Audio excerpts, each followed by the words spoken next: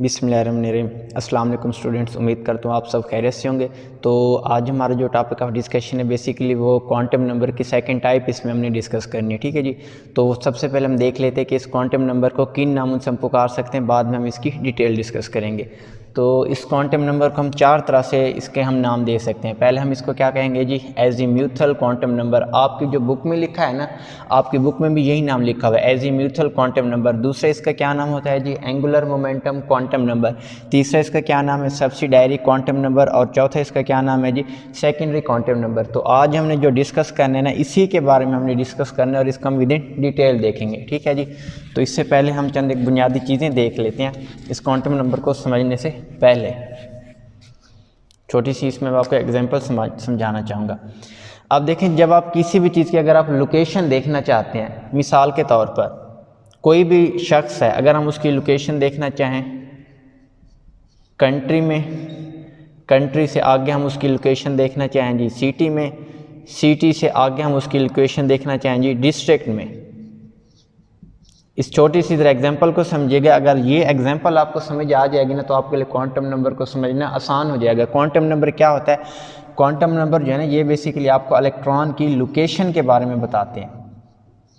किस चीज़ के बारे में? लोकेशन हो गई, एनर्जी हो गई, इन चीज़ों के बारे में ये आपको बताते हैं विद इन डिटेल। ठीक है ना। तो इसको समझने से पहले आप ज़रा इस एग्जांपल को समझ लीजिए। अगर आप किसी शख्स की लोकेशन देखना चाहते हैं, अगर उस शख्स को हम कहें कि वो फ़लाँ कंट्री में है। अब देखें, दुनिया के अंदर ऑलमोस्ट 195 कंट्रीज़ हैं। अगर हम कहते हैं वो शख्स पाकिस्तान में मौजूद है, तो 195 कंट्रीज़ की बजाय आपने उसको एक जगह में क्या कर दिया, फ़िक्स कर दिया। अब पाकिस्तान कंट्री में तो मौजूद है, अब हमें फिर भी नहीं पता एग्जैक्ट पाकिस्तान जो हमने कंट्री का नाम लिया है वो किस पोजीशन पे है। तो उसके बाद हम आगे उसके सिटी में, लेट्स सपोज हम सिटी में हम क्या कह देते हैं, मिसाल हम ले रहे हैं, हम कह देते हैं जी वो लाहौर सिटी में है। ठीक है जी। सिटी के आगे आप उसका क्या कह देते हैं, डिस्ट्रिक्ट कह देते हैं। लेट्स सपोज डिस्ट्रिक्ट हो गया, या इसके बजाय आप उसका क्या कह दें, ब्लॉक कह दें, कुछ भी नाम दे सकते हैं। जब आप उस शख्स की लोकेशन कंट्री में देख रहे थे ना, तो उसके मिलने के चांसेस कम थे। कंट्री के बाद आप कहाँ मूव कर रहे बेटा, सिटी में मूव कर रहे उस शख्स की लोकेशन को। सिटी के बाद आप कहाँ मूव कर रहे, ब्लॉक में। तो अगर मैं उसकी लोकेशन को कंट्री से ब्लॉक में लेकर आऊँगा ना, तो यहाँ पर उस शख्स के मिलने के चांसेस ज़्यादा होंगे। इसी तरह से जब हम कंट्री की बात करेंगे ना, बेसिकली हम बात कर रहे होंगे बेटा शेल के बारे में। जब हम सिटी की बात करेंगे तो हम बात कर रहे होंगे सब शेल के बारे में। किस चीज़ के बारे में? सब शेल के बारे में। जब हम ब्लॉक की बात कर रहे होंगे तब हम बात किसकी कर रहे होंगे, ऑर्बिटल के बारे में। तो ये चीज़ आपको समझानी थी। ठीक है जी। जिसी तरह अगर हम किसी शख्स की लोकेशन को कंट्री में देखना चाहें, किस में देखना चाहें, कंट्री में, तो इसी तरह अगर हम इलेक्ट्रॉन की लोकेशन को कंट्री के अकॉर्डिंग आप किस में देखना चाहोगे, शेल में। जिसी तरह कंट्री में किसी शख्स की लोकेशन को ढूंढना क्या होता है, मुश्किल होता है। कंट्री से अगर हम उसकी लोकेशन को सिटी में लें, कंट्री में लेट्स सपोज, अब देखें दुनिया के 195 कंट्रीज से हमने जस्ट पाकिस्तान का नाम लिया, तो पाकिस्तान कंट्री से हम उसको मूव कर रहे हैं। पाकिस्तान के अब बहुत सारे सिटीज़ हैं, हम उसको कहाँ मूव कर रहे हैं, लाहौर में। यानी आप बाकी उस कंट्री के या उस पाकिस्तान कंट्री जिसका हमने नाम लिया उसके बाकी सिटीज़ में उस शख्स की लोकेशन नहीं देखोगे। उसकी लोकेशन कहाँ पर देखोगे, जस्ट लाहौर में देखोगे। लाहौर में फिर कहाँ पर, अब लाहौर भी तो शहर बहुत बड़ा है। अब हम उसकी लोकेशन एक ख़ास ब्लॉक में देखेंगे। यानी कंट्री की निस्बत उस शख्स के ब्लॉक की अगर आपको लोकेशन बताती जाए ना, तो उसके एग्जैक्ट लोकेशन के मिलने के चांसेस बढ़ जाते हैं। सेम इसी तरह इलेक्ट्रॉन जो होता है ना, वो क्या करता है, न्यूक्लियस के इर्द गिर्द रिवॉल्व कर रहा है। वो इलेक्ट्रॉन शेल में भी रिवॉल्व कर रहा है, सब शेल में भी रिवॉल्व कर रहा है, ऑर्बिटल में भी क्या कर रहा है बेटा, रिवॉल्व कर रहा है। तो अगर हम जिसी तरह कंट्री की बजाय उस शख्स की लोकेशन को ब्लॉक में देखना चाहें, यानी अगर आपको कंट्री की बजाय ब्लॉक की एग्जैक्ट इंफॉर्मेशन बता दी जाए ना, तो आप उस शख्स को ईजिली फाइंड आउट कर सकते हैं। इसी तरह इलेक्ट्रॉन में आपको शेल की बजाय सब शेल या ऑर्बिटल के बारे में बता दिया जाए ना, तब आप उसकी लोकेशन को ईजिली फाइंड आउट कर सकते हैं।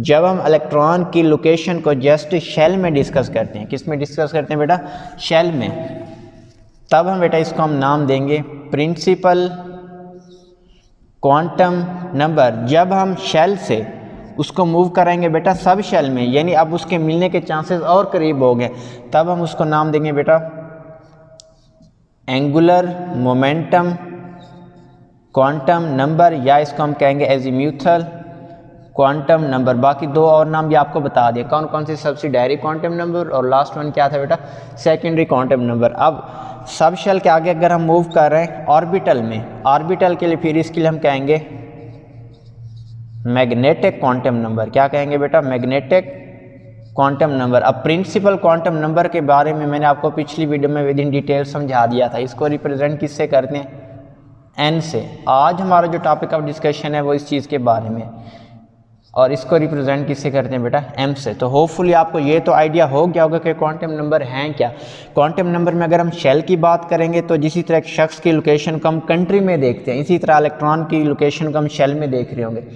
कंट्री में उस शख्स के मौजूद होने के चांसेस तो हैं, लेकिन फिर भी हमें उसके एग्जैक्ट लोकेशन का पता नहीं चलता है। कंट्री की बजाय अगर उसकी लोकेशन को उस कंट्री की सिटी में हम देखें, यानी आपने उसको महदूद कर दिया। अब एक कंट्री एक है, लेकिन एक कंट्री में सिटीज़ तो बहुत सारी हैं ना। एक कंट्री में फिर आपने जस्ट एक सिटी को सिलेक्ट किया। इसी तरह शेल है, उस शेल के अंदर भी अब बेसिकली बहुत सारे सब शेल होंगे, मज़ीद और एरियाज़ होंगे जहां इलेक्ट्रॉन के मिलने के चांसेस मौजूद होंगे। फिर इसी तरह सिटी से आप ब्लॉक में मूव कर रहे हो, तो इसी तरह फिर हम सब शेल से कहाँ मूव करेंगे बेटा, ऑर्बिटल में मूव करेंगे। कहाँ मूव करेंगे, ऑर्बिटल में मूव करेंगे। तो जब हम शेल की बात करेंगे उसको हम कहेंगे प्रिंसिपल क्वांटम नंबर, रिप्रेजेंट करेंगे स्मॉल एन से। शेल के अंदर ही फिर सब शेल होंगे, इसको फिर हम नाम देंगे एजीम्यूथल क्वांटम नंबर या एंगुलर मोमेंटम क्वांटम नंबर, इसको रिप्रेजेंट करते हैं स्मॉल एल से। फिर सब शेल के अंदर ही जब हम ऑर्बिटल की बात करेंगे इसको हम रिप्रेजेंट करेंगे मैग्नेटिक क्वांटम नंबर से। किससे रिप्रेजेंट करेंगे, मैग्नेटिक क्वांटम नंबर। अभी जो हमारा टॉपिक ऑफ डिस्कशन है वो बेसिकली किस चीज़ के बारे में, सब शेल के बारे में। तो होपफुली आपको थोड़ा बहुत तो आइडिया हो गया होगा कि क्वांटम नंबर हैं क्या, अगर आपको ये कंट्री और ब्लॉक वाले एग्जाम्पल समझ आ गई हो। ठीक है जी। अब बेसिकली है क्या, अगर आपको याद हो बोहर के बारे में, बोहर ने क्या किया था, हाइड्रोजन के स्पेक्ट्रम को डिस्कस किया था। हाइड्रोजन के स्पेक्ट्रम को, ठीक है बेटा। इसी स्पेक्ट्रम को बोहर ने जब हाइड्रोजन के स्पेक्ट्रम को डिस्कस किया था, इसी स्पेक्ट्रम के लिए फिर हमने क्या टर्म इस्तेमाल की थी, शेल। क्या टर्म इस्तेमाल की थी, शेल। ये एक सिंगल लाइन थी, स्पेक्ट्रम जो था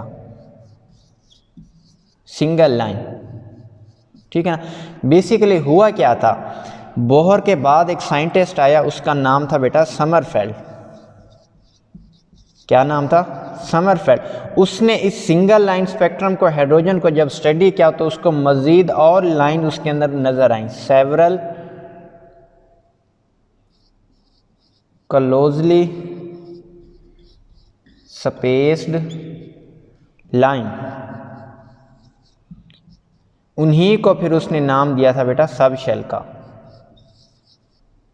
ठीक है ना। इसको मैं आपको मजीद एग्जांपल से फिर समझा देता हूँ। बोहर का जो स्पेक्ट्रम था वो क्या था, सिंगल लाइन स्पेक्ट्रम था, और उसको हमने फिर क्या कहा था, शेल का नाम दिया था।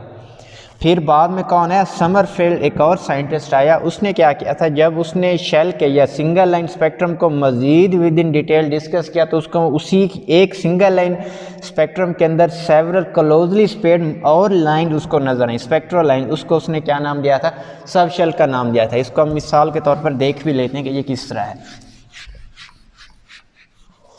मिसाल के तौर पर हम इसमें ले लेते हैं, ये हमारे पास क्या है, हाइड्रोजन गैस है, ठीक है। आगे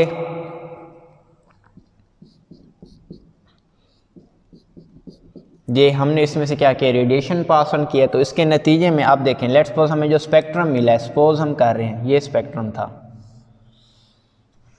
ठीक है, ये स्पेक्ट्रम है ऐसे, सपोज हम कर रहे हैं इस तरह का क्या था, स्पेक्ट्रम था। अब ये क्या था, सिंगल लाइन स्पेक्ट्रम था, सिंगल लाइन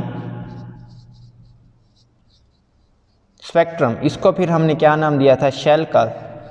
ये जस्ट हम क्या कर रहे हैं, सपोज कर रहे हैं शेल का कि इसमें इलेक्ट्रॉन क्या कर रहे हैं, मूव कर रहे हैं। अब मजीद इसी स्पेक्ट्रम को फिर आगे किसने ऑब्जर्व किया बेटा, समरफेल्ड ने, साइंटिस्ट का नेम है समरफेल्ड। इसने जब ऑब्जर्व किया तो इसी चीज़ को, ये जो है इसी के अंदर उसको मज़ीद छोटी छोटी लाइंस नज़र आई। ये देखें, ये और लाइन है, ये और लाइन है, ठीक है ना बेटा। ये देखें, तो पहले तो ये था कि लेट्स सपोज अगर इसमें इलेक्ट्रॉन है सिंगल लाइन, ये ऐसे इलेक्ट्रॉन मूव कर रहे हैं, वैसे तो सर्कुलर पाथ में मूव करते हैं, वो भी समझा देते हैं, लेकिन अभी हम सपोज कर रहे हैं समझने के लिए कि लेट्स सपोज ये इलेक्ट्रॉन है ऐसे इसमें क्या कर रहे हैं, मूव कर रहे हैं सिंगल स्पेक्ट्रम में, कोई इसमें मजीद और लाइन नज़र नहीं आ रही। ये क्या है, लेट्स सपोज ये इसी तरह इलेक्ट्रॉन की मूवमेंट है। फिर बाद में समरफेल्ड ने देखा कि ऐसा नहीं है, इसी सिंगल लाइन स्पेक्ट्रम में मजीद ये लाइन नज़र आ रही हैं, ये देखें, ये जिनको मैं क्या कर रहा हूँ थोड़ा सा डार्क बना रहा हूँ, ये देखें, ये उसी सिंगल लाइन स्पेक्ट्रम के अंदर और मजीद लाइन भी उसको ऑब्जर्व हुई। किसको ऑब्जर्व हुई, समरफेल्ड को। ये सिंगल लाइन है ना, ये क्या है बेटा, सिंगल लाइन। इसी सिंगल लाइन के अंदर ये देखें, इसी सिंगल लाइन स्पेक्ट्रम के अंदर ये देखें, ये उसको ये लाइन नज़र आ रही है, ये नज़र आ रही है, ये लाइन भी नज़र आ रही होगी आपको। ये लाइंस क्या थी, इसका आंसर बोहर नहीं दे पाया था। इसका आंसर किसने दिया था, समरफेल्ड ने। उसने कहा था कि शेल के अंदर मजीद फर्दर स्पेक्ट्रल लाइंस और मौजूद हैं। स्पेक्ट्रल लाइंस क्या हैं, बेसिकली रीजन्स ही हैं ये, जहां पर इलेक्ट्रॉन क्या करता है, मूव करता है। तो समरफेल्ड ने कहा था कि जो आपको स्पेक्ट्रम जो शेल नज़र आ रहा है ना, वो सिंगल लाइन नहीं है, उसके अंदर मजीद और भी स्पेक्ट्रम हो सकते हैं। उन स्पेक्ट्रल लाइन, उन स्पेक्ट्रम को उसने नाम दिया था सब शेल। यानी ये जो आपका इलेक्ट्रॉन है ये वाला, वो लाजमी नहीं सिंगल लाइन में, वो इधर भी मौजूद हो सकता है, इन और लाइन्स के अंदर। ये नज़र आ रहा है, पहले तो ये था ना कि बीच का एरिया खाली है, इसमें इलेक्ट्रॉन की मूवमेंट नहीं है, इलेक्ट्रॉन की मूवमेंट जस्ट क्या है, सिंगल लाइन में है। समरफेल्ड ने कहा था ऐसा नहीं है, इस सिंगल लाइन स्पेक्ट्रम में उसको मजीद और स्पेक्ट्रम नज़र आए, ये वाले स्पेक्ट्रम नज़र आ रहे हैं, ये स्पेक्ट्रम में उसने कहा था ये भी इलेक्ट्रॉन की क्या करते हैं, मूवमेंट को शो करते हैं। तो इसका मतलब ये, जब हमने सिंगल लाइन स्पेक्ट्रम की बात की थी ना, इसको हमने नाम दिया था प्रिंसिपल क्वांटम नंबर। इसका मतलब ये जो फर्दर लाइन ये वाली जो आपको नज़र आ रहे हैं, जहाँ मैंने टिक का निशान लगाया हुआ है, इसके लिए भी एक और एक्सप्लेनेशन चाहिए, एक और क्वांटम नंबर चाहिए, जो किसने रिप्रेजेंट किया था, समरफेल्ड ने। इसी को मैं मजीद और तरह से भी रिप्रेजेंट करने की कोशिश करता हूँ, होपफुली आपको समझ आ जाएगा। अब यूं समझ लें,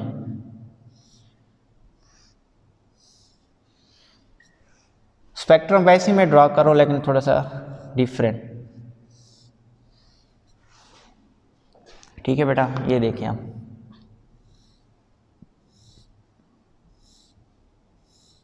अब इलेक्ट्रॉन बेटा इधर भी मूव कर रहा है, लेकिन इलेक्ट्रॉन इधर भी क्या कर रहा है बेटा, मूव कर रहा है। इसमें जस्ट बीच में आपको कोई लाइन नज़र आ रही है, सारी की सारी क्या स्पेस है, सिर्फ ये लाइन आपको नज़र आ रही है, ये वाली नज़र आ रही है बेटा, ये वाली लाइन आपको क्या है, नज़र आ रही है। लेकिन फिर इसी लाइन के अंदर जब मज़ीद इसको बारीकी से इसको स्टडी किया गया, तो इसके अंदर छोटी छोटी और लाइंस भी नज़र आई। ये देखें, ये नज़र आ रही हैं, ये लाइंस, ठीक है ना। ये क्या था, सिंगल लाइन स्पेक्ट्रम। ये क्या था बेटा, सेवरल लाइन स्पेक्ट्रम। ये क्या है बेटा, सिंगल लाइन स्पेक्ट्रम। ये क्या है बेटा, सेवरल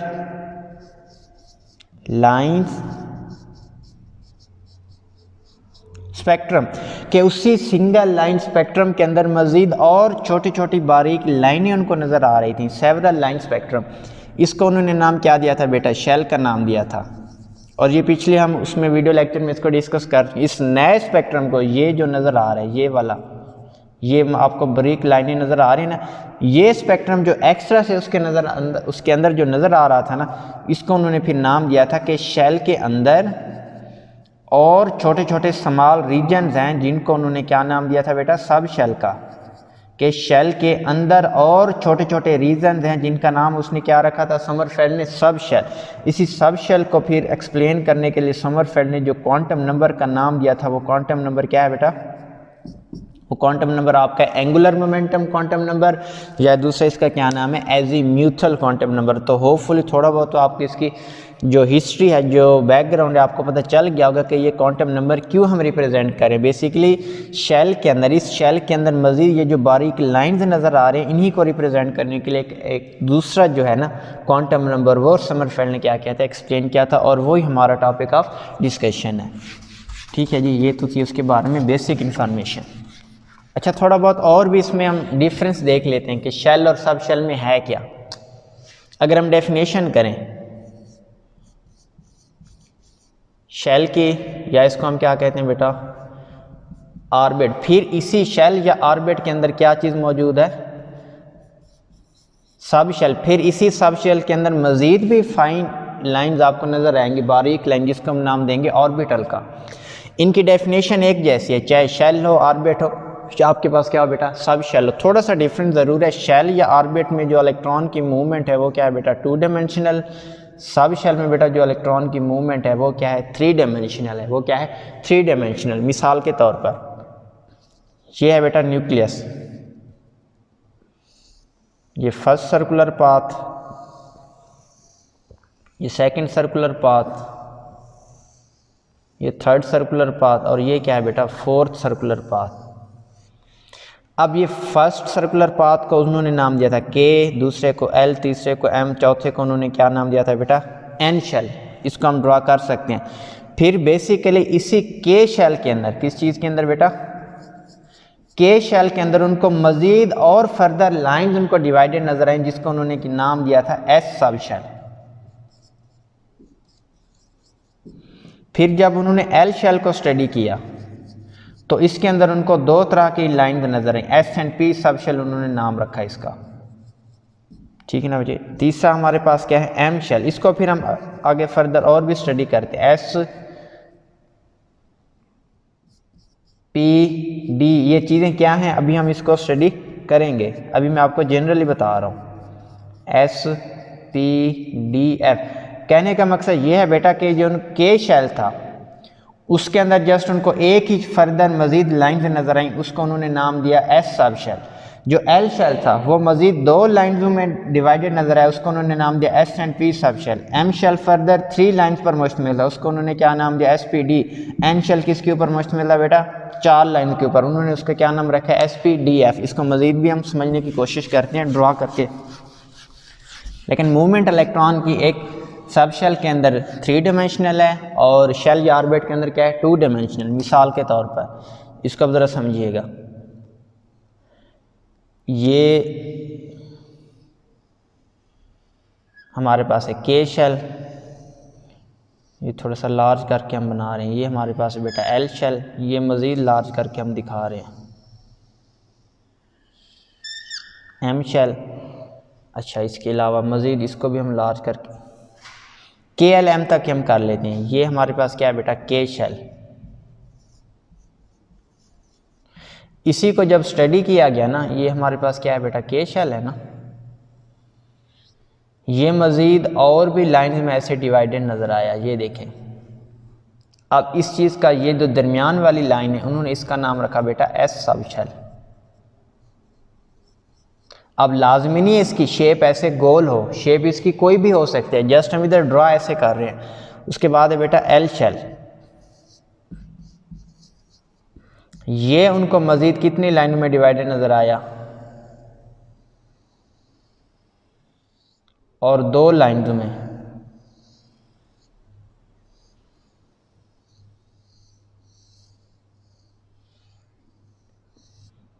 ये वाला जो है बेटा ये एस सब शेल है। ये लाइंस आपको नजर आ रही हैं, ये उसके अंदर क्या था बेटा, पी सब शेल। बोर ने कहा था जो शेल है ना वो जस्ट ऐसे ही सिंगल लाइन पर मुश्तमिल है, ये के शेल, एल शेल, ये आपके पास क्या बेटा एम शेल। लेकिन बाद में समरफेल्ड ने ऑब्जर्व किया कि ये जो के शेल है ना वो मज़ीद फर्दर लाइन पर मुश्तमिल है, जिसको उसने नाम दिया था एस सब शेल। इसी तरह एल शेल्स 2 लाइन्स के ऊपर मुश्तमिल था। कौन कौन सी बेटा, एस और पी उसने नाम दिया था। आगे बेटा एम शेल। अब इसका स्ट्रक्चर ड्रा करना थोड़ा सा क्या है बेटा, 3 डायमेंशनल टफ है थोड़ा सा। तो इधर उसने कहा था ये 3 लाइन पर मुश्तमिल है, एस पी और डी के ऊपर। जिस तरह ये देखें एस सब शेल, ये है एस सब शेल, पी सब शेल, जो तीसरा होगा वो एस पी और डी सब शेल पर मुश्तमिल होगा।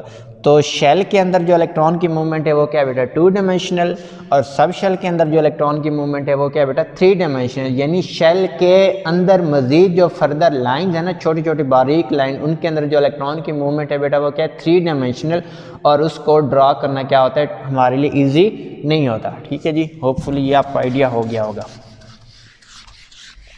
अब ये तो था जनरल उसके बारे में बैकग्राउंड। अब हम इसकी डिटेल देख लेते हैं। तो इसके नाम क्या हैं, 4 नाम है जी। पहला इसका क्या नाम है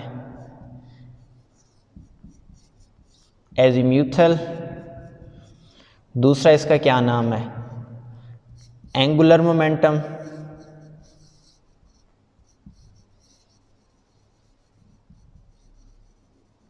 तीसरा इसका क्या नाम है बेटा सब्सिडियरी,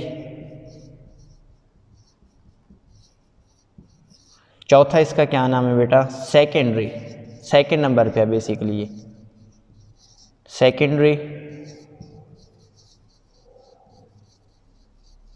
क्वांटम नंबर। ठीक है बेटा, ये तो थे इसके 4 नाम। कोई भी एग्जाम में वो आपसे पूछ सकता है।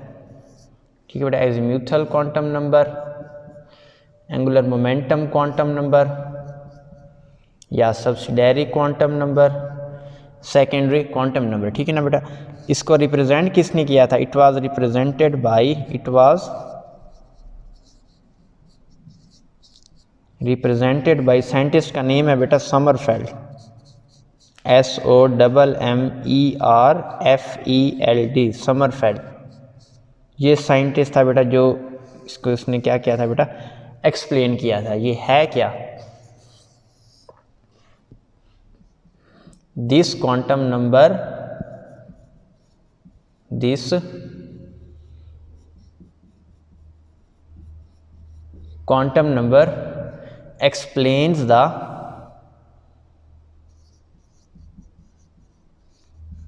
several line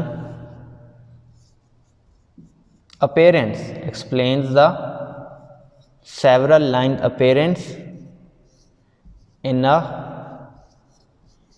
single spectrum of hydrogen, in a single spectrum of hydrogen. जब बोहर ने हाइड्रोजन एटम के स्पेक्ट्रम को ऑब्जर्व किया था तो उसको उसके अंदर जस्ट एक ही लाइन नज़र आई थी, लेकिन समरफेल्ड ने जब इसको ऑब्जर्व किया था तो उसको उसके अंदर मज़ीद और छोटी छोटी लाइंस क्या आई नज़र आई, जिसका उसने नाम क्या रखा था विच आर, ये जो सेवरल स्पेक्ट्रल लाइंस हैं, several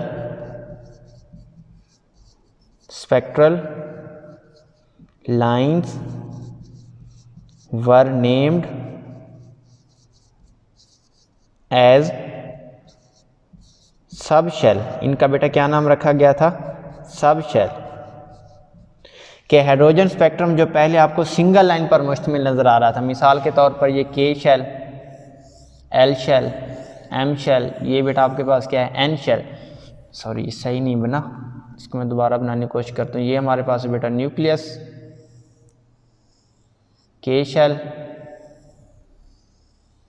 L shell, M shell, ये एन शेल। यानी हाइड्रोजन का स्पेक्ट्रम ये भी सिंगल लाइन है के शेल, ये भी एल, एम और एन, ये जो सिंगल लाइन स्पेक्ट्रम नज़र आ रहे थे ना, ये सारे के सारे क्या थे जब बोहर ने ऑब्जर्व किया था सिंगल लाइन। समरफेल्ड ने फिर ऑब्जर्व किया ये सिंगल लाइन नहीं है, के और मजीद लाइन पर मुश्तमिल है, एल और एम एन, इसी तरह ये सारे के सारे और फर्दर लाइन पर मुश्तमिल है, जिनका उन्होंने नाम क्या रखा था सबशेल। क्या नाम रखा था बेसिकली सबशेल।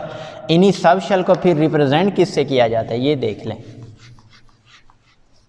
ठीक है ना।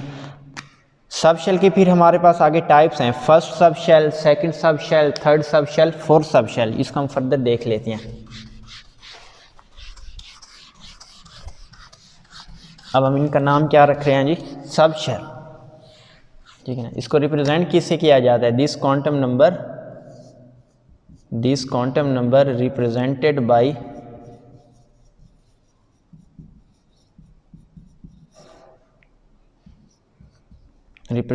By small L. ये इसको किससे रिप्रेजेंट करते हैं बेटा? स्मॉल एल से। अब इसकी वैल्यू क्या होती है? एल की वैल्यू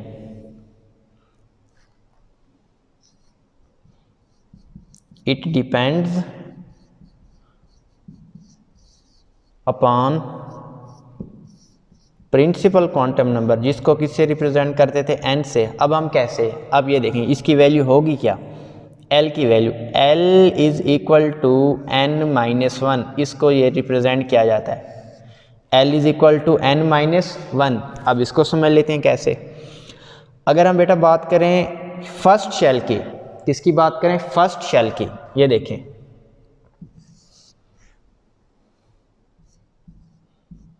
फर्स्ट शेल, तो इसके लिए बेटा एन की वैल्यू क्या होगी? वन। सेकेंड शेल, इसके लिए बेटा एन की वैल्यू क्या होगी? टू। ये मैं आपको प्रिंसिपल क्वांटम नंबर में पहले पढ़ा चुका हूं बेटा, ठीक है ना। थर्ड शेल, तो इसके लिए बेटा एन की वैल्यू क्या होगी? थ्री। फोर्थ शेल, उसके लिए एन की वैल्यू क्या होगी? फोर। अब फर्स्ट शेल के लिए एल की वैल्यू क्या होगी? ये तो है फर्स्ट शेल, इधर हम क्या लिख रहे हैं बेटा? First sub shell. Second shell, तो इधर हम क्या लिखेंगे? सेकेंड सब शेल। थर्ड शेल है तो इसके लिए बेटा हम क्या लिखेंगे? थर्ड सब शेल। अब देखें एन की एल की वैल्यू है क्या? L is equal to N minus one. L is equal to N minus one. First shell मतलब एन की वैल्यू वन, तो इसके लिए एल की वैल्यू क्या होगी? एल की वैल्यू हमने फाइंड करनी है ना फर्स्ट सब शेल के लिए, तो एन की जगह क्या पुट करेंगे बेटा? One minus one is equal to zero. तो फर्स्ट सब शेल के लिए बेटा जो एल की वैल्यू होगी वो क्या होगी? ज़ीरो होगी। वो क्या होगी बेटा? ज़ीरो होगी। सेकेंड शेल इट मीन उसके अंदर फिर जो सब शेल होगा वो सेकेंड सब शेल होना, वो एक भी हो सकता है, दो भी हो सकते हैं। अब ज़रा देखें सेकेंड सब शेल के लिए एन की वैल्यू है टू बेटा, तो एल की वैल्यू क्या होगी? एल की जगह एल पुट कर दें, एन की जगह क्या पुट करेंगे? To minus one. आंसर क्या आ रहा है बेटा? वन। अब देखें यानी ये दो वैल्यूज़ पर मुश्तमिल होता है सेकेंड सब शेल। कौन कौन सी दो वैल्यूज़ हो सकती हैं? इसके लिए बेटा जो एल की वैल्यू होगी वो ज़ीरो भी हो सकती है, वो वन भी हो सकती है। ये देखें दो वैल्यू, ज़ीरो या फिर वन। ठीक हो गया बेटा। थर्ड शेल एन की वैल्यू है थ्री, तो इसके लिए सब शेल की वैल्यू हमने फाइंड करनी है ना, एन की जगह क्या पुट करेंगे? थ्री। थर्ड सब शेल के लिए माइनस वन का वन, तो आंसर क्या आ रहा है बेटा? टू। तो इसके लिए जो एल की वैल्यू होगी वो क्या होगी बेटा? Zero one. ठीक है ना बेटा। आगे फिर हम क्या लिखेंगे? टू। तो ये देखें वन टू थ्री, टोटल कितनी वैल्यूज़ आ गई? थ्री। ज़ीरो वन, टोटल कितनी वैल्यूज़ हैं? टू। ज़ीरो, टोटल कितनी वैल्यू बेटा? वन। ठीक है ना। तो फर्स्ट शेल के लिए सब शेल की वैल्यू क्या होगी? ज़ीरो। सेकंड शेल के लिए सब शेल की वैल्यू क्या होगी बेटा? वन। थर्ड शेल के लिए सब शेल की वैल्यू बेटा एल की वैल्यू क्या होगी?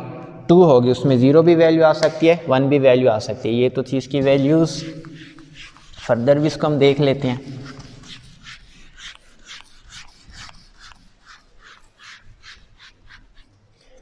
ठीक है ना बेटा। तो ये जो L की वैल्यू है ना, ये कहाँ से स्टार्ट हो रही है? Zero one two three so on, और ये वैल्यू एंड पे डिपेंड करते हैं n माइनस वन के ऊपर। अगर आपको थोड़ा सा याद हो, जब मैंने आपको प्रिंसिपल क्वांटम नंबर की वैल्यूज़ पढ़ाई थी ना, n की वैल्यू वो कहाँ से स्टार्ट हो रही थी? वो स्टार्ट हो रही थी one two three four and so on. फ़र्क क्या है? L ये वैल्यू है बच्चे ज़ीरो से स्टार्ट हो रही है। कहाँ से? ज़ीरो से। और प्रिंसिपल क्वांटम नंबर की वैल्यू जो स्टार्ट हो रही थी बेटा वो थी नॉन ज़ीरो। ये डिफरेंस है दोनों में। एजीम्यूथल क्वांटम नंबर की वैल्यू स्टार्ट हो रही है ज़ीरो से, प्रिंसिपल क्वांटम नंबर की वैल्यू कहाँ से स्टार्ट हो रही थी? वन से, जो कि एक नॉन ज़ीरो वैल्यू है। तो ये तो एक थोड़ा सा इसमें क्या आ गया बेटा? डिफरेंस आ गया। ठीक है ना। तो होपफुली आपको ये भी समझ आ गया होगा। अब देखें अगर हम बात करें के शेल की, पहले तो इनके हम नाम देख लेते हैं। ये सब शेल हैं कितने? ये आपके पास में बेटा मुख्तलिफ हो सकते हैं। अगर हम बात करें फर्स्ट सब शेल की, फर्स्ट सब शेल की, तो फर्स्ट सब शेल की बजाय हम इसको यूं भी कह सकते हैं एस सब शेल, एक ही बात है। जिस तरह हम बात करते थे ना बेटा फर्स्ट शेल की, शेल या फिर ऑर्बिट की, तो इसकी बजाय हम क्या कहते थे, के शेल, क्या कहते थे, के शेल। इसी तरह बेटे आगे क्या है बेटा, सेकेंड सब शेल, तो इसमें हम क्या कहेंगे, सेकेंड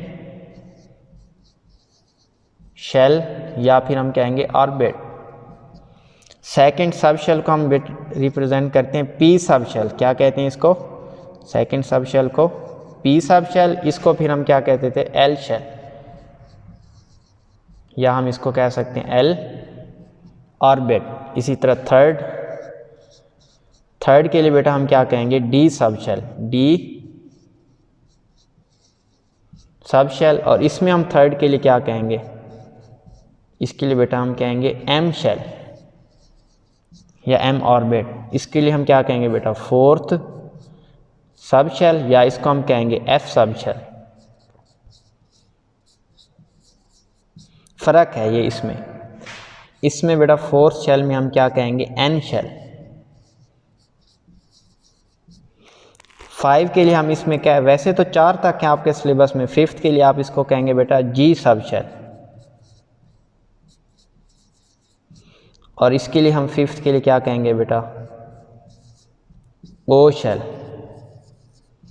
तो आपको समझ आ रहा है ना बेटा, ठीक है ना। जो फर्स्ट शेल है, क्या है बेटा, फर्स्ट सब शेल, उसको हम कहते हैं एस सब शेल, और जो फर्स्ट सब शेल है उसको हम कहेंगे एस सब शेल, और जो फर्स्ट शेल है उसको हम कहेंगे के शेल। अब फ़र्क है शेल और सब शेल में, ये देखें, ये एक दूसरे से क्या इंटरलिंक्ड। अगर हम बात करें बेटा सेकंड सब शेल की, तो सेकंड सब शेल को रिप्रेजेंट किया जाता है बेटा पी से, और इधर सेकंड शेल को रिप्रेजेंट किया जाता है एल से। रिप्रेजेंटेशन में फ़र्क है। इधर क्या है बेटा, थर्ड को रिप्रेजेंट किया जाता है डी से, इधर रिप्रेजेंट किया जाता है उसको एम से। इधर रिप्रेजेंट किया जाता है बेटा एफ से, इधर रिप्रेजेंट किया जाता है एन से। इधर 5th सब शेल को रिप्रेजेंट किया जाएगा जी से, और इधर 5th शेल को रिप्रेजेंट किया जाएगा बेटा ओ से। ठीक है जी। अब फ़र्क क्या है, के शेल के लिए फिर हम कहते थे n इज इक्वल टू 1, इसके लिए हम बेटा क्या कहते थे, n is equal to 2, n is equal to 3, n is equal to 4, n is equal to 5। अब सब शेल के लिए, सब शेल को किससे रिप्रेजेंट करते हैं बेटा, l से, और इसकी वैल्यू किस पे डिपेंड करती है, l is equal to n minus 1।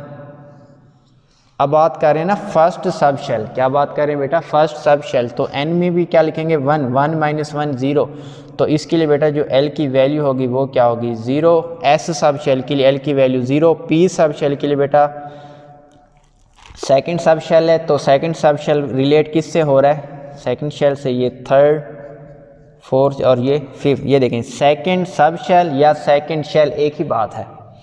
तो इसके लिए n की जगह 2, 2 माइनस 1 1, तो इसके लिए बेटा l की वैल्यू क्या होगी 1।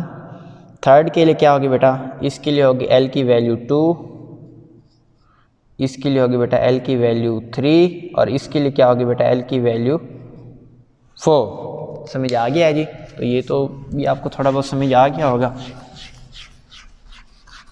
ये प्रैक्टिस करेंगे जितना बार बार, ये उतना ज़्यादा आपको अच्छे से समझ आएगा। तो यानी अगर हम बात करें इसको लेटर से सब शेल को, या इधर हम बात करें नंबर से, तो फिर हम इनकी रिप्रेजेंटेशन कैसे करेंगे बेटा, जो है बेटा लेटर में या होगा एस सब शेल, पी सब shell, D sub shell, F sub shell, या फिर हम क्या कहेंगे जी एस सब शेल। ये क्या होगा बेटा पी सब शेल, ये क्या होगा डी सब शेल, ये क्या होगा बेटा एफ सब शेल, और ये क्या होगा बेटा आपके पास जी सब शेल। अगर हम इन सब शेल्स को लेटर से रिप्रेजेंट करेंगे तो किससे रिप्रेजेंट करेंगे? S P D F G. वैसे तो आपके सिलेबस में 4 सब शेल हिस्सा हैं बस।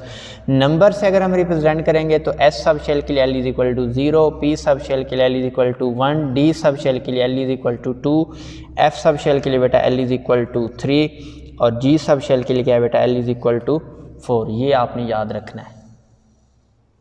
एस सब शेल के लिए एल की वैल्यू होगी 0।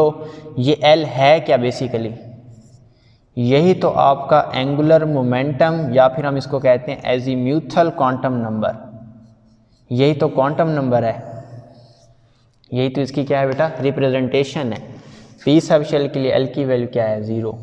अब ये भी हम देख लेते हैं कि इसको लिखने की ज़रूरत क्यों पेश आई।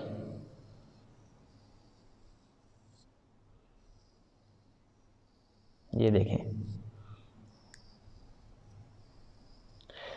अगर बेटा हम इसके साथ ये स्मॉल एल की वैल्यू ना लगाते, अब ज़रा गौर से देखें, अगर हम कहें एम शेल, क्या कहें बेटा? M shell. एम कौन सा शेल है? थर्ड शेल है। कौन सा शेल है? Third shell. और इसके लिए हम लेते थे एन की वैल्यू 3। इसी तरह अगर हम बात करें बेटा थर्ड सब शेल की, थर्ड सब शेल की, तो हमें कैसे पता चलेगा उसकी मैथमेटिकल वैल्यू क्या है? ये देखें, इधर एन की वैल्यू है बेटा 3 और थर्ड ये पहला सब शेल है, ये क्या है बेटा? सेकंड। ये कौन सा सब शेल है? थर्ड। अगर हम थर्ड सब शेल की बात करें तो इसके लिए वैल्यू क्या आ रही है? 2। अब 2 की जो वैल्यू है ये शेल की भी तो हो सकती है, ये देखें ना, ये एल शेल भी तो हो सकता है। इसके लिए तो स्मॉल एन की वैल्यू होती है, वो क्या होती है? 2। अब थर्ड सब शेल की वैल्यू भी 2 है और सेकंड शेल की भी वैल्यू क्या है बेटा? 2।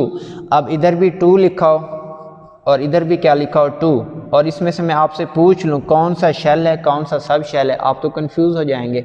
लेकिन अगर मैं यूँ लिखूँ, ये जो 2 लिखा हुआ है ये रिप्रेजेंट कर रहा हो बेटा n को और ये 2 रिप्रेजेंट कर रहा हो l को। अब आप आइडेंटिफाई कर सकते हैं, इधर बेटा n से मुराद सेकंड शेल है। n से क्या मुराद है बेटा? Second shell. इधर l की वैल्यू 2 से मुराद, l की वैल्यू 2 से मुराद आपके पास थर्ड सब शेल है। इसी वजह से फिर हम इसको n से और l से क्या करते हैं? रिप्रेजेंट करते हैं। क्योंकि अगर खाली मैं अगर जनरली कह दूं ये 2 की वैल्यू रिप्रेजेंट कर रही है लेट्स सपोज बेटा शेल को, किसको? शेल को। और ये 2 की वैल्यू रिप्रेजेंट कर रही है सब शेल को। अगर मैं आपसे पूछ लूँ इस 2 की वैल्यू शेल से मुराद क्या है, इधर इस 2 से मुराद सब शेल की कौन सी वैल्यू, आप तो कंफ्यूज हो जाएंगे। तो जब मैं लिखूंगा n इज इक्वल टू 2 इसका मतलब सेकंड शेल, जब मैं लिखूंगा l इज इक्वल टू 2 तो इसका मतलब थर्ड सब शेल। ये बेटा इसमें डिफरेंस है, यानी इसमें जो शेल है वो कौन सा है? सेकंड है। अब l के आने से आपको पता चल गया सब शेल जो है वो कौन सा सब शेल है बेटा? थर्ड सब शेल है। कौन सा सब शेल है? थर्ड सब शेल। तो होपफुली ये भी आपको आइडिया हो गया होगा कि SPDF क्या है।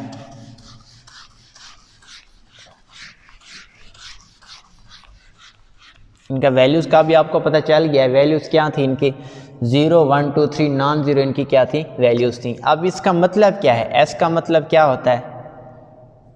अब इनके हम मीनिंग देख लेते हैं, इनके मफहूम क्या है। एस का मतलब है बेटा शार्प, ये उसकी क्या बता रही है? शेप, ठीक है ना बेटा। पी का मतलब क्या होता है? प्रिंसिपल। डी का मतलब होता है बेटा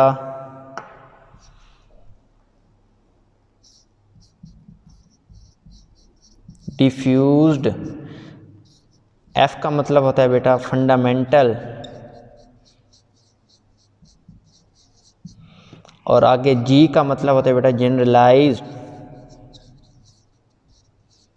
आपके सिलेबस में मोस्टली एफ तक ही लिखा होता है। ये क्या है? ये इनके नेम है। S stand for sharp, P stand for principal, D stand for diffused, F stand for fundamental, G stand for generalised, ठीक है ना बेटा। ये तो इनके ये आ गए। एस के लिए फिर क्या है?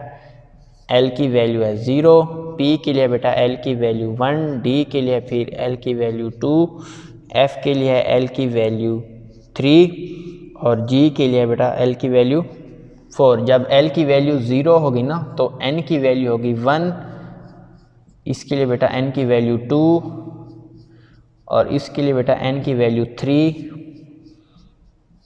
n की वैल्यू 4, n की वैल्यू 5। हमें कैसे पता चलेगा ये l की वैल्यू कैसे आई?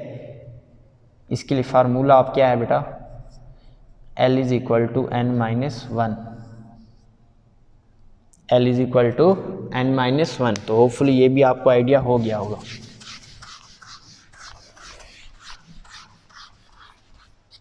तो एनर्जी ऑर्डर देख लेते हैं। Energy order for sub shell. जिस तरह शेल होता है, जो शेल न्यूक्लियस के जितना ज़्यादा करीब होता है ना उतना उसकी एनर्जी कम होती है। जो शेल न्यूक्लियस के क्या होता है बेटा, करीब होता है ना, उतना उसकी एनर्जी की जो वैल्यू है ना वो क्या होती है, कम होती है। इसका मतलब है डिक्रीज, लेस। इसी तरह जो सब शेल न्यूक्लियस के करीब होगा उसकी एनर्जी भी क्या होगी, कम होगी। तो सबसे पहले एनर्जी किसकी कम होगी, S की, उसके बाद P की, D, F एंड G। इसका मतलब क्या है, लेस एनर्जी, इसका मतलब हाई एनर्जी। तो S जो न्यूक्लियस के करीब है और ये जो G है इसी तरह आगे आप मूव करते हैं, ये न्यूक्लियस से क्या हो रहे हैं, दूर होते जा रहे हैं। जितना जितना ये न्यूक्लियस से दूर होते जा रहे हैं उतना उनकी एनर्जी भी क्या हो रही है, इंक्रीज हो रही है। तो सबसे कम एनर्जी S सब शेल की, उसके बाद P की, फिर D की, F की और लास्ट वन किसकी आप कह सकते हैं, GH। इसी तरह आप इसको क्या करते हैं, मूव करते हैं। ये तो है बेटा एनर्जी ऑर्डर, ठीक है ना। अच्छा, आगे अगर हम इलेक्ट्रॉन्स फाइंड करना चाहें,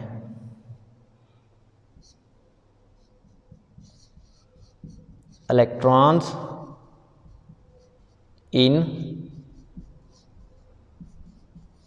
सब शेल, तो उसके लिए बेटा जो फार्मूला है वो है 2 इंटू 2l+1, 2 इंटू 2l+1। यानी अगर हम बात करें बेटा फर्स्ट सब शेल की, या फिर हम कह सकते हैं ना फर्स्ट सब शेल की बजाय S सब शेल, ठीक है ना बेटा। इसी तरह फर्स्ट या S सब शेल के लिए ये फार्मूला तो आपको पता है ना, क्या फार्मूला है, 2 into 2l+1। First sub shell या S सब शेल के लिए बेटा L की वैल्यू क्या होती है, 0। L की वैल्यू क्या होती है, 0। अभी मैं आपको पीछे ये वैल्यू निकालना सिखा चुका हूँ। तो 2 इसके लिए हम क्या पुट करेंगे, 2 इंटू 2 का 2, L की जगह हम क्या पुट करेंगे, 0 + 1 का +1, 0 + 1 1 का 2। तो S सब शेल में बेटा कितने इलेक्ट्रॉन होंगे, 2 इलेक्ट्रॉन। फर्स्ट या S सब शेल में कितने इलेक्ट्रॉन होंगे, मैक्सिमम 2 इलेक्ट्रॉन। उसके बाद बेटा अब आ जाएँ सेकेंड सब शेल पे, सेकेंड पे, या फिर हम इसको क्या कहेंगे, P सब शेल। इसके लिए जो फिर L की वैल्यू है वो क्या होती है, 1, 2 का 2 इंटू 2 का 2, L की जगह क्या पुट करेंगे, 1, ये फार्मूला है ना, +1। 2 को 1 से मल्टीप्लाई करें, 2, 2 + 1 3, 3 का 2, कितने इलेक्ट्रॉन हो गए बचे, 6 इलेक्ट्रॉन। सेकेंड या P सब शेल में कितने इलेक्ट्रॉन होंगे बेटा, 6 इलेक्ट्रॉन होंगे। इसी तरह नेक्स्ट फर्दर आ जाए थर्ड में, थर्ड या इसको हम क्या कहेंगे, D सब शेल, थर्ड या फिर हम इसको क्या कहेंगे, D सब शेल। इसके लिए L की वैल्यू होती है 2। तो ये फार्मूला पुट करें, 2 का 2, 2 का 2, इधर L की जगह क्या पुट करेंगे, 2 + 1 का +1, 2 का 4 + 5 का 10, 10 इलेक्ट्रॉन। D सब शेल में बेटा कितने इलेक्ट्रॉन होंगे, 10 इलेक्ट्रॉन। F सब शेल में आ जाएं, या फोर्थ या फिर हम इसको क्या कहेंगे बेटा, F सब शेल।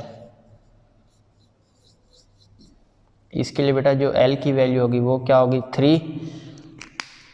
फार्मूला ऊपर आपके पास गिवन है ये वाला, 2 का 2, 2 का 2, L की जगह हम क्या पुट करेंगे बेटा, 3 + 1, 3 का 2, 6, 1, 7 और 14।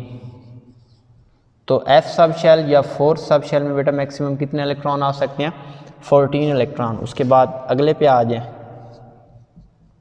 फिफ्थ, या इसको फिर हम क्या कहेंगे बेटा, G सब शेल। क्या कहेंगे, G सब शेल। इसके लिए बेटा L की वैल्यू क्या होगी 4, 2 का 2 इंटू L की जगह क्या पुट करेंगे बेटा 4 + 1, 4 2 का 8 + 9 का 2, 18। कितने इलेक्ट्रॉन आ सकते हैं 18। जी सब शेल में बेटा कितने इलेक्ट्रॉन आ सकते हैं मैक्सिमम 18 इलेक्ट्रॉन आ सकते हैं। ठीक है ना बेटा। तो ये तो था बेटे इलेक्ट्रॉन फाइंड करने का फार्मूला कि सब शेल के अंदर इलेक्ट्रॉन कैसे फाइंड करते हैं। तो फर्स्ट सब शेल को क्या नाम देते हैं एस सब शेल, और उसमें मैक्सिमम कितने इलेक्ट्रॉन रखेंगे 2 इलेक्ट्रॉन। सेकंड सब शेल जिसको आप रिप्रेजेंट करते हो पी सब शेल, उसमें मैक्सिमम कितने इलेक्ट्रॉन आते हैं 6 इलेक्ट्रॉन। थर्ड या डी सब शेल उसके अंदर मैक्सिमम कितने इलेक्ट्रॉन आते हैं 10 इलेक्ट्रॉन। फोर्थ या एफ सब शेल उसके अंदर मैक्सिमम कितने इलेक्ट्रॉन आते हैं 14 इलेक्ट्रॉन। फिफ्थ या जी सब शेल उसमें मैक्सिमम कितने इलेक्ट्रॉन आते हैं 18 इलेक्ट्रॉन। अगर हम बात करें शेल की तो प्रिंसिपल क्वांटम नंबर में मैंने आपको रूल समझाया था 2n² रूल, तो वो भी आप देख लीजिएगा। ठीक है जी। ये तो था इसके अंदर इलेक्ट्रॉन फाइंड करने का तरीका।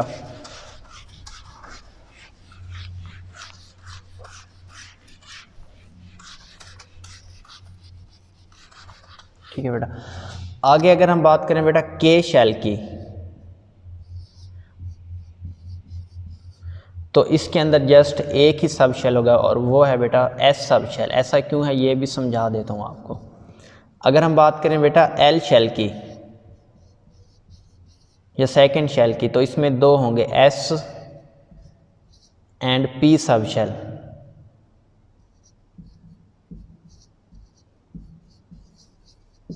अगर हम बात करें बेटा एम शेल की थर्ड की, तो इसमें क्या होंगे बेटा S P and D sub shell. ठीक है ना बेटा। अगर हम बात करें एन शेल की, तो इसमें होंगे बेटा S P D and F sub shell. अब हमें कैसे पता चलेगा, यानी जो आपके पास पहला शेल है फर्स्ट शेल के शेल, वो सिर्फ एक ही सब शेल पर मुश्तमिल है। जो सेकंड शेल है वो कितने सब शेल पर मुश्तमिल है बेटा 2 सब शेल। जो थर्ड शेल है वो कितने सब शेल पर मुश्तमिल है 3 सब शेल। जो चौथा शेल है वो कितने सब शेल पर मुश्तमिल है 4 सब शेल। अब हमें कैसे पता चलेगा, देखें के अंदर बेटा हमें क्या, जो शेल के अंदर इलेक्ट्रॉन फाइंड करने का फार्मूला होता है वो होता है 2n²। तो के लिए होती है n की वैल्यू 1, एल शेल के लिए होती है बेटा n की वैल्यू 2, एम शेल के लिए होती है n की वैल्यू 3, ये मैं आपको पहले भी पढ़ा चुका हूँ। एन शेल के लिए होती है बेटा n की वैल्यू 4। तो के शेल में मैक्सिमम कितने इलेक्ट्रॉन होते हैं बेटा 2 इलेक्ट्रॉन। तो एस सब शेल में भी तो गौर से देखें कितने इलेक्ट्रॉन होते हैं 2 इलेक्ट्रॉन। एल शेल n की वैल्यू 2, n की जगह 2 का स्क्वायर 4 का 8, तो एल शेल में बेटा कितने इलेक्ट्रॉन होते हैं 8 इलेक्ट्रॉन। तो इसी तरह एस में कितने होते हैं 2 इलेक्ट्रॉन और पी सब शेल में कितने होते हैं 6। तो टोटल इधर भी कितने इलेक्ट्रॉन हो गए 8 इलेक्ट्रॉन। ठीक है ना। एम शेल में आ जाए, एम शेल n की वैल्यू 3, n की जगह 3 पुट करेंगे, 3 का स्क्वायर 9 को 2 से मल्टीप्लाई करेंगे, कितने इलेक्ट्रॉन होंगे बेटा 18 इलेक्ट्रॉन। पुट कर लें, एस में कितने होंगे 2 इलेक्ट्रॉन, पी सब शेल में होंगे 6, डी सब शेल में कितने होंगे 10 इलेक्ट्रॉन। तो टोटल कितने इलेक्ट्रॉन हो गए इसमें भी 18 इलेक्ट्रॉन। कितने इलेक्ट्रॉन हो गए बेटा 18 इलेक्ट्रॉन। उसके बाद एन शेल में आ जाए, एन की वैल्यू है 4, तो इसमें आ जाते हैं बेटा 32 इलेक्ट्रॉन। इस पे आ जाएं, पी में कितने होंगे 2, पी में होंगे 6, डी में होंगे 10 और एफ में कितने होंगे 14। ये भी आपको ये सिखा चुका हूँ कि इलेक्ट्रॉन किस तरह निकालते हैं। 2 × 12 + 1 का स्क्वायर, जो मैंने आपको भी बताया। 2 × 2 स्क्वायर नहीं होगा, सॉरी 2 × 2l + 1, ये फार्मूला इन सब शेल के अंदर इलेक्ट्रॉन फाइंड करने का। तो इनको भी ऐड करें, कितने इलेक्ट्रॉन आ गए 32 इलेक्ट्रॉन। तो पता चल गया होगा आपको, जो के शेल है वो एस सब शेल पर मुश्तमिल होगा। जो सेकंड शेल है देखने में वो एक सिंगल लाइन था एल शेल, लेकिन जब हमने मज़ीद उसके स्पेक्ट्रम को देखा तो हमें उसके अंदर मज़ीद 2 स्पेक्ट्रम दिखाई दिए। कौन कौन से, एस और पी। इसी तरह तीसरा शेल है एम शेल, देखने में वो एक सिंगल लाइन था बोर के अकॉर्डिंग, लेकिन वो सिंगल लाइन नहीं है। इसके अंदर मज़ीद कितनी लाइन्स नज़र आई 3 लाइन्स। कौन कौन सी, एस पी और डी, ये हमने उनके क्या रखे नाम रखे। एन शेल, हमने तो कह दिया कि बज़ाहिर वो देखने में सिंगल लाइन है और मैक्सिमम कितने इलेक्ट्रॉन उसमें आ सकते हैं 32 इलेक्ट्रॉन, लेकिन उन 32 इलेक्ट्रॉन की डिस्ट्रीब्यूशन मज़ीद और स्पेक्ट्रल लाइंस में डिवाइडेड नज़र आ रही थी। वो इलेक्ट्रॉन की डिस्ट्रीब्यूशन एस, पी, डी या एफ किसी भी स्पेक्ट्रल लाइन में उसकी जो डिस्ट्रीब्यूशन इलेक्ट्रॉन की वो हो सकती थी। इसी वजह से हमने कहा था ये जो सिंगल लाइन है वो सिंगल लाइन नहीं है, वो फर्दर और स्पेक्ट्रल लाइंस पर भी मुश्तमिल है, जिसको समरफेल्ड ने क्या नाम दिया था बेटा, सब शेल का नाम दिया था। तो ये भी आपको होपफुली पता चल गया होगा कि हमें कैसे पता चलेगा कौन सा शेल कितने सब शेल पर मुश्तमिल है। अब इसको रिप्रेजेंट किस तरह किया जाता है सब शेल को। अब देखें, अगर हम बात करें ना, इसमें मैं यूं लिख देता हूँ 1s, इसमें मैं लिखता हूँ बेटा 2s, 2p, ये फिर आपको समझा देता हूँ मैं ये है क्या, 3s,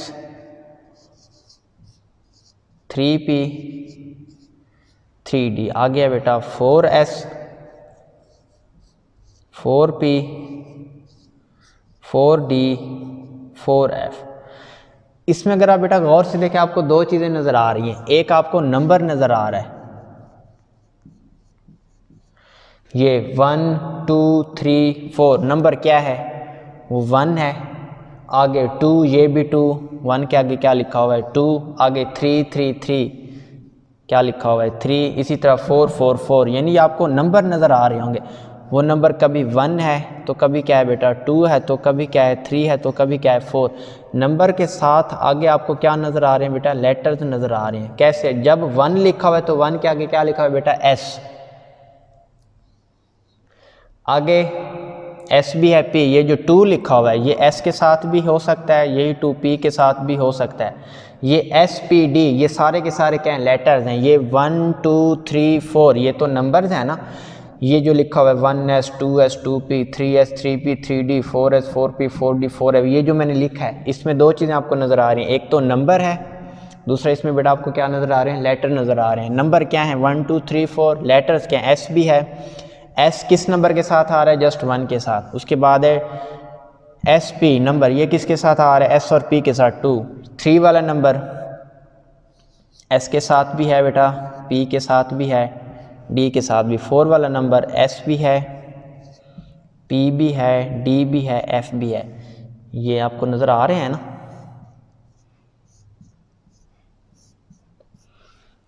इसको अब आपने समझना ये चीज़ है क्या। ये जो 1 2 3 4 नंबर जो है ना, ये बेटा रिप्रेजेंट करते हैं शेल को, या इसको कहते हैं मेन एनर्जी लेवल, या ये मेन एनर्जी लेवल को भी क्या करते हैं, रिप्रेजेंट करते हैं। या ये शेल होते हैं या आपके पास ये क्या होते हैं बेटा, मेन एनर्जी लेवल, ठीक है ना। ये जो SPDF है ना, ये बेटा फिर रिप्रेजेंट कर रहे होते हैं सब शेल को। किसको रिप्रेजेंट कर रहे होते हैं, आप ये भी कह सकते हो कि सर अगर आपने 1s लिखा है तो आगे 1p क्यों नहीं लिखा, इधर सर आपने 2p लिखा है तो आगे आपने 2d क्यों नहीं लिखा। बेसिकली ये इलेक्ट्रॉनिक कॉन्फ़िगरेशन बेस पे हम इसको लिखते हैं। इलेक्ट्रॉनिक कॉन्फ़िगरेशन पे भी मैंने वीडियो लेक्चर बनाया हुआ है, आप वो भी देख सकते हैं, ठीक है जी। नेक्स्ट में मज़ीद भी फर्दर कोशिश करूँगा दोबारा आपको इलेक्ट्रॉनिक कॉन्फ़िगरेशन किसी और लेक्चर में समझा दूँ। तो ये वहीं से मैंने ये डेटा लिया है, ठीक है ना। तो SPDF ये किसको रिप्रेजेंट करें बेटा, सब शेल को रिप्रेजेंट करें। अब ये देखें इसमें लिखा हुआ है 1s, अब इसमें ये जो 1 है इसका मतलब ये कौन से मेंबर का हिस्सा है, फर्स्ट शेल का, फर्स्ट शेल का। अब इसमें लिखा हुआ है 2s एंड 2p, इसका मतलब s और p कौन से शेल का हिस्सा है, सेकंड शेल का। ये आपके पास क्या है बेटा, बेसिकली सेकंड शेल, क्योंकि मैंने आपको अभी बताया। अब ये देखें 3s 3p 3d, इसमें ये जो 3 है यानी तीसरे शेल के अंदर s सब शेल भी हो सकता है, p सब शेल भी हो सकता है, d सब शेल भी हो सकता है। इसको हम क्या कह सकते हैं, ये आपके पास है बेटा थर्ड शेल। ये इसी तरह आपके पास क्या होगा बेटा, फोर्थ शेल। इसको हम दोबारा यूं भी समझ लेते हैं, इसको मैं इरेज कर देता हूँ। अगर हम बेटा बात करें के शेल की, किसकी, के शेल की, तो ये आपका क्या है, फर्स्ट शेल है ना। कौन सा शेल है, फर्स्ट शेल। तो के शेल के अंदर हम क्या लिखेंगे, जस्ट 1s। 1 किसको रिप्रेजेंट कर रहा है, फर्स्ट शेल को। ये S किसको रिप्रेजेंट कर रहा है, ये रिप्रेजेंट कर रहा है बेटा सब शेल को। तो इसके लिए हम क्या कहेंगे, S के लिए जो L की वैल्यू है बेटा वो क्या है, 0। अब आप आ जाए बेटा L शेल में, सेकंड शेल। उसके लिए फिर हम, ये सेकंड शेल है ना बेटा, क्या है आपके पास, सेकंड शेल। अब सेकंड शेल कितने सब शेल पर मुश्तमिल है, 2 सब शेल के ऊपर। क्योंकि सेकंड शेल है तो इधर भी हम लगाएंगे 2, 1 नहीं लगाएंगे, इधर हम लगाएंगे बेटा 2S, आगे फिर हम क्या लगाएंगे 2P। अब ये 2 किसको रिप्रेजेंट कर रहा है, सेकंड शेल को, S किसको रिप्रेजेंट कर रहा है बेटा, सब शेल के लिए। तो S के लिए L की वैल्यू क्या होगी बेटा 0, और P के लिए बेटा L की वैल्यू क्या होगी 1। तो 1 और 1 ये टोटल कितने हो गए, 2 सब शेल हो गए। इसी तरह आप आ जाए बेटा M शेल। ये M शेल नहीं है, ये बेसिकली कौन सा शेल है बेटा, थर्ड शेल है। इसी के अंदर बेटा फिर हम इसको रिप्रेजेंट करेंगे 3S 3P और आगे हम क्या लगाएंगे बेटा 3D, क्योंकि M शेल के अंदर आ सकते हैं 18 इलेक्ट्रॉन। कितने इलेक्ट्रॉन होते हैं, 18। 2 इलेक्ट्रॉन S में होंगे, 6 इलेक्ट्रॉन P में होंगे और 10 इलेक्ट्रॉन होंगे D में। तो टोटल इसमें कितने हो गए बेटा 18। लेकिन इसमें ये जो SP, D ये जो आपको सब शेल नज़र आ रहे हैं ना, ये शेल एक ही का हिस्सा है। कौन से शेल का, थर्ड शेल का। इसमें 3 का 3, ये 3 जो है ना ये थर्ड शेल को रिप्रेजेंट कर रहे नंबर, और S जो है ना ये रिप्रेजेंट कर रहा है सब शेल के लिए। इसके लिए L की वैल्यू 0, इसके लिए 1 और इसके लिए क्या होगी बेटा L की वैल्यू 2 होगी। इसी तरह बेटा N शेल। N शेल नहीं है, बेसिकली ये आपके पास है फोर्थ शेल।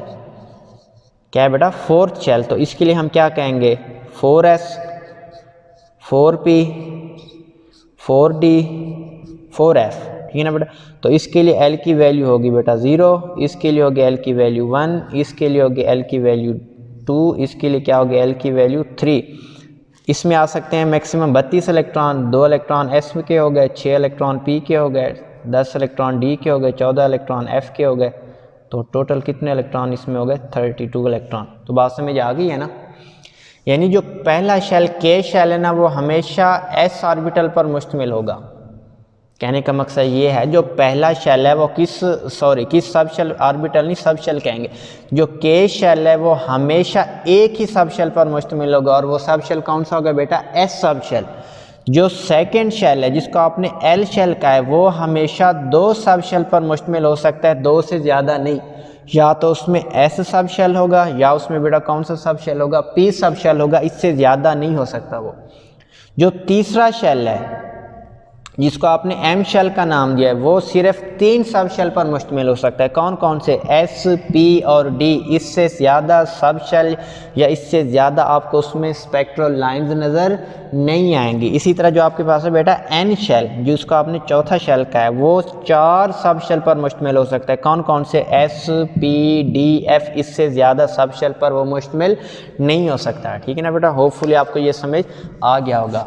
या दूसरे लफ्ज़ में मैं आपको ये समझाना चाह रहा हूँ कि जो हमारे पास है ना K शेल वो सिर्फ एक ही सब शेल पर मुश्तमिल है, और उसका नाम आप क्या रखोगे S सब शेल।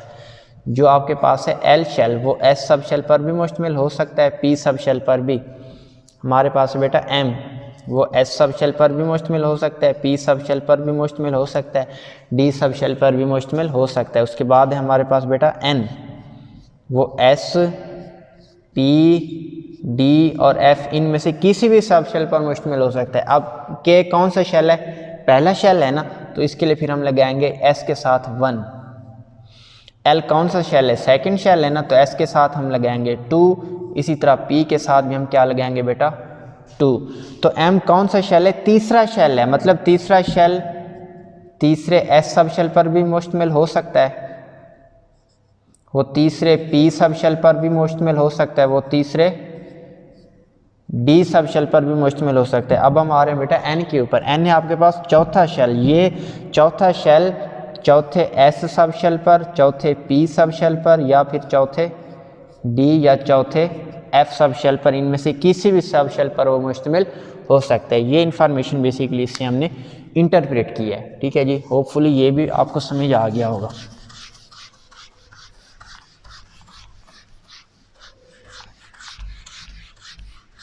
ठीक है जी। अब हम आ जाते हैं कि इसी को ना एजीम्यूथल क्वांटम नंबर को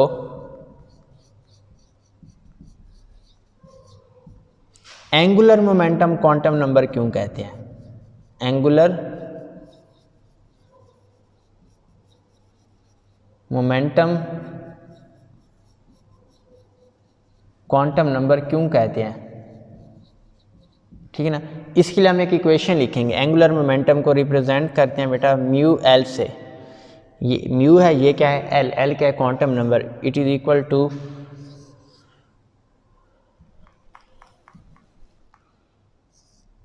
L into L plus one under root, आगे हम लिखेंगे बेटा एच ओवर 2 पाई। ये है इसका एक्सप्रेशन।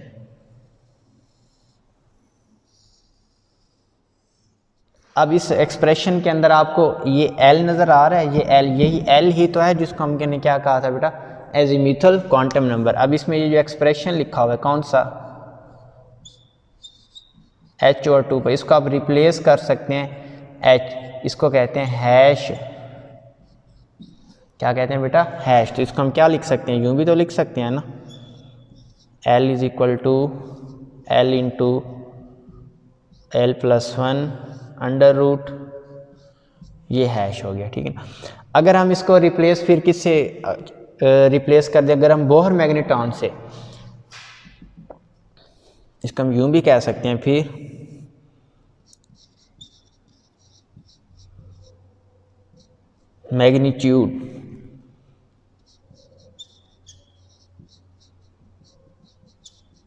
मैग्नीट्यूड फॉर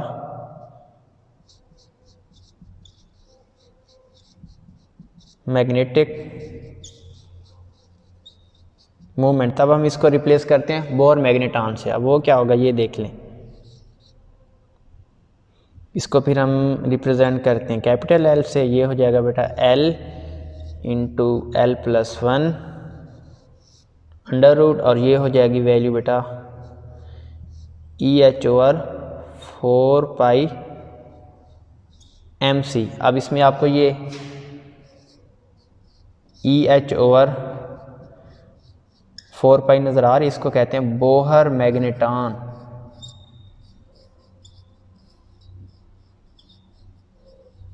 ये अभी आपके उसके नहीं है, जैसे आपने इन रिलेशन को क्या करना है, याद रखना है। ना भी याद हो कोई मसले नहीं, आपके एग्जाम में ये ऐसे बहुत कम ही पूछता है, लेकिन आपको पता होना चाहिए कि एजीम्यूथल क्वांटम नंबर को एंगुलर मोमेंटम क्वांटम नंबर क्यों कहते हैं, इन रिलेशन की वजह से। और एक बोहर मैग्नेट्रॉन की जो बेटा वैल्यू होती है ना, वो होती है 9.2732 मल्टीप्लाई 10⁻⁻14 जूल। तो ये जो वैल्यू लिखी हुई है इसको आप इससे रिप्लेस कर सकते हैं। बाकी एल की वैल्यू आपको पता होती है। अब मिसाल में आपको दे रहा हूँ, आप इसमें लेना चाहते हैं बेटा एस सब शेल, उसके लिए आप क्या लेना चाहते हैं, एंगुलर मोमेंटम की वैल्यू। तो एल की जगह एस सब शेल पी या डी सब शेल ले लें। डी सब शेल के लिए एल की वैल्यू क्या होती है 2, इधर भी लगाएंगे 2 + 1 2 + 1 3 3 का 2 क्या आएगा 6। तो डी सब शेल के लिए क्या है बेटा, डी सब शेल के लिए तो एंगुलर मोमेंटम की वैल्यू क्या होगी 6 का अंडर रूट एच हैश। इसी तरह पी सब शेल के लिए आ जाएं, इसके लिए 1 लिखेंगे, इधर भी 1 लिखेंगे। 1 + 1 क्या हो जाएगा 2, 2 को 2 से मल्टीप्लाई करें तो पी सब शेल के लिए वैल्यू क्या होगी बेटा 2 का अंडर रूट, आगे हम क्या लिखेंगे एच हैश। तो इन्हीं की वजह से इसको हम क्या नाम देते हैं बेटा, एजीम्यूथल क्वांटम नंबर को एंगुलर मोमेंटम क्वांटम नंबर। ये चंद एक उसकी एक्सप्रेशन, इसको भी आप अगर याद करने से तो आपके लिए ये क्या हो जाएगी, आसानी हो जाएगी। तो होपफुली आपको आज का वीडियो लेक्चर समझ आ गया होगा। अगर आपको इस टॉपिक में कोई भी कन्फ्यूजन है तो आप हमें कमेंट बॉक्स में कमेंट कर दीजिए। इंशाअल्लाह ताला अगली किसी वीडियो में मैं उस कन्फ्यूजन को दूर करने की पूरी कोशिश करूँगा। तब तक के लिए अल्लाह हाफिज़।